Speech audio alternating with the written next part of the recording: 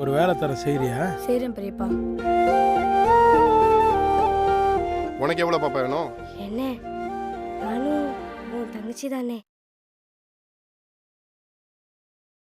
Hello viewers, welcome to filmi craft. நான் உங்கள் அருண். இந்த எபிசோடில் சசிகுமாருடைய நடிப்பில் இன்றைக்கி ஒரு தமிழ் படமாக தியேட்டர்ஸில் வெளியாக இருக்கிற நந்தன் படம் எப்படி இருக்குது அப்படின்னு தான் இங்கே நம்ம பார்க்க போகிறோம். முதல்ல இந்த விமர்சனம் பார்த்து முடித்தவொன்னே பிடிச்சிருந்தது அப்படின்னா லைக் பண்ணுங்கள், ஷேர் பண்ணுங்கள், மறக்காமல் நம்ம சேனலுக்கு கடைசியாக சப்ஸ்கிரைபும் பண்ணுங்கள். இப்போ இந்த படத்துடைய கதை என்ன அப்படிங்கிறத லைட்டாக இங்கே நம்ம பார்த்துடலாம். படத்தில் ஒரு ஊர் ஒன்று காண்பிக்கப்படுது. அந்த ஊரில் உயர் சமூகத்தை சேர்ந்த ஒரு நபர் தான் பிரசிடெண்ட்டாக இருக்கிறாப்புல பல வருஷங்களாக. இப்போ திடீர்னு அந்த தொகுதி ஒரு ரிசர்வ் தொகுதியாக மாற்றப்படுது. அப்படிங்கிறதுனால இனிமேல் ஒடுக்கப்பட்ட சமூகத்தை சேர்ந்த யாராவது ஒருத்தர் தான் அந்த ஊரில் பிரசிடெண்ட்டுக்கு நிற்க முடியும் அப்படிங்கிற ஒரு சூழ்நிலை வரும்போது, இவ்வளவு நாளாக அந்த பிரசிடெண்ட் பதவியில் உட்காந்துக்கிட்டு சோவாசியாக இருந்தார்ல அந்த உயர் சமூகத்தை சேர்ந்த நபர், அவர் என்ன பிளான் பண்ணுறாரு அப்படின்னா, எந்த பயவுல நம்ம சொன்னது எல்லாத்தையும் அப்படியே மறுப்பு பேசாமல், எதுவுமே பதில் பேசாமல் சொன்னதை செய்வானோ அந்த மாதிரி ஒரு ஆளை பிடிச்சி உட்கார வைக்கிறான் அப்படின்னு சொல்லி ஒடுக்கப்பட்ட சமூகத்தை சேர்ந்த நம்ம கதாநாயகனை பிரசிடெண்ட்டாக உட்கார வைக்கிறாப்புல. ஆனால் இதுக்கப்புறம் இந்த கதையில் அடுக்கடுக்காக அரங்கேறின சம்பவங்கள் தான் இந்த படத்துடைய மொத்த கதையே. இந்த விமர்சனத்தை முழுசாக கேட்காம எந்த ஒரு காலம் நீங்கள் எடுத்தாலும் கம்பெனி பொறுப்புள்ள மக்களை தெளிவாக நான் உங்களுக்கு சொல்லிட்டேன். இந்த படத்தை பொறுத்தளவுக்கு என்னதான் இந்த பிரசிடெண்ட்டு, அதாவது இந்த ஊர் தலைவர், ஊர் பிரசிடெண்ட்டு அப்படிங்கிற மாதிரி என்னதான் ஒரு பதவியில் உட்கார்ந்துருந்தா கூட, உண்மையாக இந்த படத்தில் மட்டும் இல்லை, ரியல் லைஃப் கேசஸ்லேயே கூட இந்த மாதிரி பதவியில் உட்கார்ற ஒடுக்கப்பட்ட சமூகத்தை சேர்ந்த மக்களுக்கு உண்மையாகவே இந்த சமூகமும் சரி அந்த ஊரும் சரி என்னதான் மதிப்பும் மரியாதையும் கொடுக்குது அப்படிங்கிறத இந்த படத்தில் மட்டும் காண்பிச்சது பார்த்தாமல், படத்துடைய என்கிரெடிட்டில் ரியல் லைஃப்பில் அப்படி எத்தனை கேசஸ் உண்மையாக என்னென்ன விஷயங்களை அவங்க சைட்லேருந்து முன்வைக்கிறாங்க அப்படிங்கிற விஷயத்தையும் இந்த படத்தில் போர்ட்ரே பண்ண விஷயம் ரொம்ப சூப்பராகவே இருந்தது. படத்துடைய வெரி ஃபஸ்ட்டு ஃப்ரேம்லேயே வெளியே கலற்றி விடப்பட்ட வெறும் செருப்புகளை மட்டும் காண்பிச்சு உள்ளே பேசக்கூடிய நபர் எந்த சமூகத்தை சேர்ந்தவன், அவன் பேசுகிற அந்த வாய்ஸ் எங்கே எடுபடுது அப்படிங்கிற விஷயத்தை இவங்க போர்ட்ரே பண்ண அந்த ஐடியா, அந்த தாட் ப்ராசஸே ரொம்ப சூப்பராக இருந்தது. படத்துடைய வெரி ஃபஸ்ட்டு சீனே அந்த மாதிரி ஒரு சம்பவத்தை இந்த டீமு பண்ணியிருக்கு.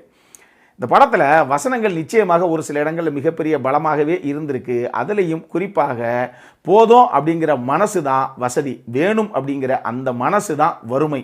இதைத்தான் எங்கள் அப்பா சின்ன வயசுலேருந்து சொல்லி கொடுத்தாருன்னு சசிகுமார் பேசக்கூடிய அந்த ஒரு வசனமாகட்டும், இங்கே ஆள்றதுக்கு தான் அதிகாரம் வேணும் அப்படின்னு நான் இவங்களால நினச்சிக்கிட்டு இருந்தேன். இப்போ தான் தெரியுது இங்கே வாழ்கிறதுக்கே நமக்கு அதிகாரம் வேணும் அப்படிங்கிற ஒரு விஷயம்.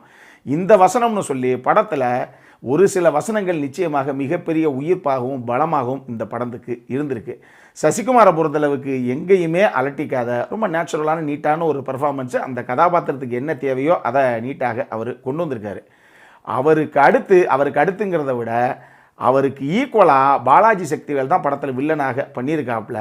ரொம்ப நல்ல ஒரு பெர்ஃபார்மன்ஸு. அந்த கதாபாத்திரம் நிச்சயமாக அந்த ஒரு நல்ல வில்லன் அப்படின்னா எந்த அளவுக்கு ஆடியன்ஸை வெறுப்பேற்றணும் அப்படிங்கிற அளவுக்கு பெர்ஃபார்மன்ஸில் அழகாக புல் ஆஃப் பண்ணியிருக்காரு பாலாஜி சக்திவேல். அவர் போக சமுத்திரக்கனி ஒரு சின்ன கேமியோ ஒன்று பண்ணியிருக்காரு. ஸ்ருதி பெரியசாமி அவங்களும் அந்த கொடுக்கப்பட்ட கதாபாத்திரத்தை ரொம்ப நீட்டாகவே பண்ணியிருக்காங்க. குறிப்பாக செகண்ட் ஹாஃபில் ஒரு இம்பாக்ட்ஃபுல்லாக ஒரு சீனையும் இந்த டீம் கன்சீவ் பண்ணியிருக்கு. அது ரொம்ப அழகாகவே இருக்குது இன் டேர்ம்ஸ் ஆஃப் பர்ஃபார்மன்ஸு. இவங்க எல்லாரும் போக சப்போர்ட்டிங் காஸ்டில் நடித்த எல்லாருமே நீட்டாகவே பண்ணியிருக்காங்க. எனக்கு என்ன ஆச்சரியம் அப்படின்னா, இவங்கெல்லாம் உண்மையாக இங்கேருந்து கூட்டு போய் கடைசியாக நடிக்க வைக்கப்பட்ட நபர்களா இல்லை அந்த உள்ளூரை சேர்ந்த நபர்களா அப்படிங்கிறது தெரியல. எல்லாரும் அவங்கவுங்க கொடுக்கப்பட்ட கதாபாத்திரத்தை நேர்த்தியாகவே ஸ்க்ரீனில் கொண்டு வந்திருக்காங்க. டெக்னிக்கலி இந்த படம் ஒரு ஓகே படம் தான். அதில் நம்ம ஒன்று பெருசாக குறை சொல்கிறதுக்கு இல்லை. சரி, இதெல்லாம் ஒரு பக்கம் இருக்கட்டும். அந்த படத்தில் என்ன சார் பிரச்சனை அப்படின்னு கேட்டிங்கன்னா, முதல்ல இன்னைக்கு டேட்டுக்கு தமிழ் சினிமாவில் ஒரு பெரிய நோய் ஒன்று பிடிச்சிருக்குது. அதாவது சாதி பிரச்சனை இல்லாமல், சாதி சாயம் பூசாமல் எந்த ஒரு படத்தையும் நம்ம எடுத்தோம் அப்படின்னா நமக்கு மதிப்பே இருக்காது, படம் ஓடாது அப்படின்னு முடிவு பண்ணிட்டாங்க போல தெரியுது நம்ம இயக்குனர்கள்.